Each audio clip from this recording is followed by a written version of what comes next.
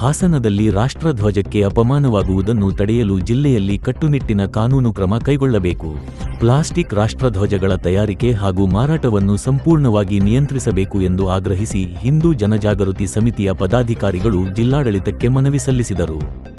ಈ ವೇಳೆ ಸಮಿತಿಯ ಎಲ್ ಗೋವಿಂದರಾಜು ಮಾಧ್ಯಮದೊಂದಿಗೆ ಮಾತನಾಡಿ, ರಾಷ್ಟ್ರಧ್ವಜವು ದೇಶದ ಆತ್ಮ ಹಾಗೂ ಪ್ರತಿಯೊಬ್ಬ ಭಾರತೀಯನ ಹೆಮ್ಮೆಯ ಸಂಕೇತವಾಗಿದೆ. ಸ್ವಾತಂತ್ರ್ಯ ದಿನಾಚರಣೆ ಮತ್ತು ಗಣರಾಜ್ಯೋತ್ಸವದಂದು ಅತ್ಯಂತ ಗೌರವದಿಂದ ರಾಷ್ಟ್ರಧ್ವಜವನ್ನು ಹಾರಿಸಲಾಗುತ್ತದೆ. ಆದರೆ ಕಾರ್ಯಕ್ರಮಗಳು ಮುಗಿದ ಬಳಿಕ ಇದೇ ಧ್ವಜಗಳು ರಸ್ತೆ, ಚರಂಡಿ, ಕಸದ ರಾಶಿ ಹಾಗೂ ಸಾರ್ವಜನಿಕ ಸ್ಥಳಗಳಲ್ಲಿ ಹರಿದ ಸ್ಥಿತಿಯಲ್ಲಿ ಕಂಡುಬರುತ್ತಿರುವುದು ವಿಷಾದನೀಯ ಎಂದರು. ವಿಶೇಷವಾಗಿ ಪ್ಲಾಸ್ಟಿಕ್ನಿಂದ ತಯಾರಿಸಲಾದ ರಾಷ್ಟ್ರಧ್ವಜಗಳು ಸುಲಭವಾಗಿ ನಾಶವಾಗುವುದಿಲ್ಲ. ಹೀಗಾಗಿ ಬಳಕೆಯ ನಂತರ ಅವುಗಳನ್ನು ಎಲ್ಲೆಂದರಲ್ಲಿ ಎಸೆಯುವುದರಿಂದ ಹಲವು ದಿನಗಳ ಕಾಲ ರಾಷ್ಟ್ರಧ್ವಜಕ್ಕೆ ಅಪಮಾನವಾಗುವ ಪರಿಸ್ಥಿತಿ ನಿರ್ಮಾಣವಾಗುತ್ತದೆ.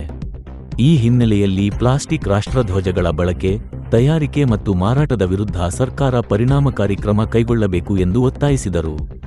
ಪ್ಲಾಸ್ಟಿಕ್ ರಾಷ್ಟ್ರಧ್ವಜದಿಂದಾಗುವ ಅವಮಾನವನ್ನು ತಡೆಯುವ ಉದ್ದೇಶದಿಂದ ಹಿಂದೂ ಜನಜಾಗೃತಿ ಸಮಿತಿಯು ಮುಂಬೈ ಹೈಕೋರ್ಟ್ನಲ್ಲಿ PIL 103/2011 ಸಲ್ಲಿಸಿತ್ತು.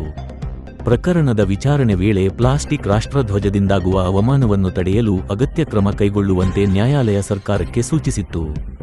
ಈ ಹಿನ್ನೆಲೆಯಲ್ಲಿ ಕೇಂದ್ರ ಹಾಗೂ ರಾಜ್ಯದ ಗೃಹ ಮತ್ತು ಶಿಕ್ಷಣ ಇಲಾಖೆಗಳು ಸಂಬಂಧಿಸಿದಂತೆ ಸುತ್ತೋಲೆಗಳನ್ನು ಹೊರಡಿಸಿದ್ದವು ಎಂದು ಹೇಳಿದರು. ರಾಷ್ಟ್ರಧ್ವಜಕ್ಕೆ ಅಪಮಾನವಾಗುವುದನ್ನು ತಡೆಯಲು ಸಾಮಾಜಿಕ ಸಂಘಟನೆಗಳನ್ನು ಒಳಗೊಂಡ ರಾಷ್ಟ್ರಧ್ವಜ ಗೌರವ ಕೃತಿ ಸಮಿತಿಯನ್ನು ರಚಿಸಿ ಅದರ ಮೂಲಕ ನಿರಂತರ ಜನಜಾಗೃತಿ ಕಾರ್ಯಕ್ರಮಗಳನ್ನು ನಡೆಸಬೇಕು. ಶಾಲಾ ಕಾಲೇಜುಗಳು, ಸಾರ್ವಜನಿಕ ಸ್ಥಳಗಳು ಹಾಗೂ ಮಾರುಕಟ್ಟೆ ಪ್ರದೇಶಗಳಲ್ಲಿ ರಾಷ್ಟ್ರಧ್ವಜದ ಗೌರವ ಮತ್ತು ಅದರ ಬಳಕೆಯ ನಿಯಮಗಳ ಕುರಿತು ಜನರಿಗೆ ಅರಿವು ಮೂಡಿಸಬೇಕು ಎಂದು ಅವರು ಆಗ್ರಹಿಸಿದರು. ನನ್ನ ಹೆಸರು ಗೋವಿಂದರಾಜು ಅಂತ. ನಾವು ಹಿಂದೂ ಜನಜಾಗೃತಿ ಸಮಿತಿ ವತಿಯಿಂದ ಮಾನ್ಯ ಜಿಲ್ಲಾಧಿಕಾರಿ ಅವರಿಗೆ ಒಂದು ಮನವಿಯನ್ನು ಕೊಡ್ಲಿಕ್ಕೆ ಬಂದಿದ್ವಿ. ವಿಷಯ ಏನು ಅಂತಂದ್ರೆ, ರಾಷ್ಟ್ರಧ್ವಜಗಳ ಬಗ್ಗೆ ಈಗ ಈ ಆಗಸ್ಟ್ 15 ಮತ್ತು ಜನವರಿ 26ರಂದು ನಾವು ಧ್ವಜಾರೋಹಣ ಮಾಡಿದಾಗ ಕೆಲವೊಮ್ಮೆ ಈ ರಾಷ್ಟ್ರಧ್ವಜಕ್ಕೆ ಆಗೋ ಅಪಮಾನಗಳನ್ನು ತಡೆಯುವ ನಿಟ್ಟಿನಲ್ಲಿ ಯಾವ ರೀತಿ ನಾವು ಗಮನ ಹರಿಸಬೇಕು ಅಂತ ಸರ್ಕಾರಕ್ಕೆ ಒಂದು ಮಾನ್ಯ ಜಿಲ್ಲಾಧಿಕಾರಿ ಕಚೇರಿಯ ಮೂಲಕ ನಾವು ಒಂದು ಮನವಿ ಕೊಡ್ಲಿಕ್ಕೆ ಬಂದಿದ್ದೀವಿ. ನಮಗೆ ಆಗಸ್ಟ್ 15 ಜನವರಿ 26 ಅಂದರೆ ನಮಗೆ ರಾಷ್ಟ್ರಧ್ವಜ ಅಂದರೆ ಒಂದು ರಾಷ್ಟ್ರಧ್ವಜ ಅನ್ನೋದು ಒಂದು ರಾಷ್ಟ್ರದ ಒಂದು ಆತ್ಮವಾಗಿದೆ. ಅದನ್ನು ನಾವು ಹೆಮ್ಮೆಯಿಂದ ಆ ದಿನ ಏನೋ ಧ್ವಜಾರೋಹಣ ಮಾಡ್ತೇವೆ. ಮತ್ತು ಅದೇ ಸಂಜೆ ನೋಡಿದ್ರೆ ನಾವು ಅದೇ ಧ್ವಜಗಳು ಎಲ್ಲೆಂದರಲ್ಲಿ ಚರಂಡಿಗಳಲ್ಲಿ, ರಸ್ತೆಗಳಲ್ಲಿ, ತಿಪ್ಪೆಗಳಲ್ಲಿ ಎಲ್ಲೆಲ್ಲಿ ಬೇಕೋ ಅಲ್ಲಲ್ಲೇ ಹಾಕಿರ್ತೀವಿ. ಕೆಲವೊಂದು ಸಲ ಈ ಪ್ಲಾಸ್ಟಿಕ್ ಧ್ವಜಗಳು ಬಹಳ ದಿನಗಳಾದರೂ ಸಹ ತಿಪ್ಪೆಯಲ್ಲಿ ಕೊಳೆತು ಬಹಳ ನೋವಾಗ್ತಾ ಇರುತ್ತೆ.